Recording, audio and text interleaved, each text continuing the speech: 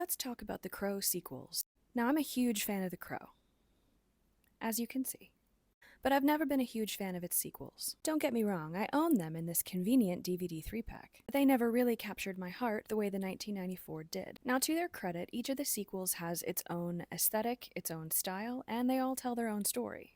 But there's one change in all the sequels that I think makes them less effective overall than the original. This is your spoiler warning for all of the Crow movies. In the original movie, Eric Draven and his fiancée Shelley Webster are killed the night before their wedding. We find out later that this was not a random act, but instead that they were targeted because Shelley was fighting tenant eviction in a troubled neighborhood. So far, that's not too different from how things go in the sequels.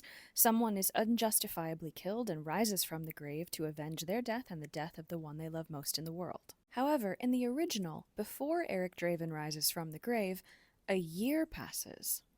None of the sequels adopt this. In every one of the later Crow movies, the person who was killed and who's resurrected resurrects right away, same night. This seems like a small change, but it has huge ripple effects on the story. Memory is one of the biggest themes in the original Crow movie. As Eric hunts down the people who killed him and who killed Shelley, we see them being haunted by this ghost from their past, a crime they committed a year ago. And we find out that Top Dollar fully assumed that he could get rid of Shelley and that everybody would forget about it and he could continue his empire of crime. But people didn't forget about Eric and Shelley.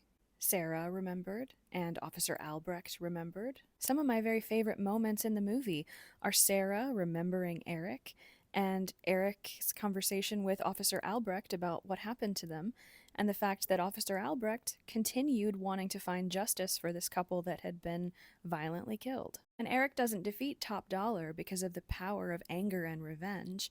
He defeats him because of the power of memory.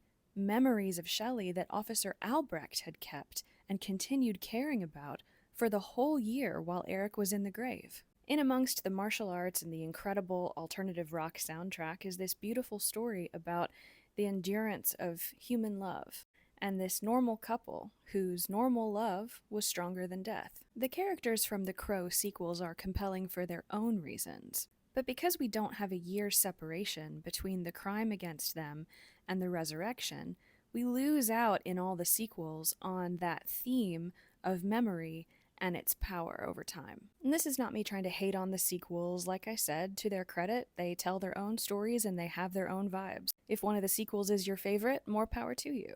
But that central theme of memory is why I love the original so much.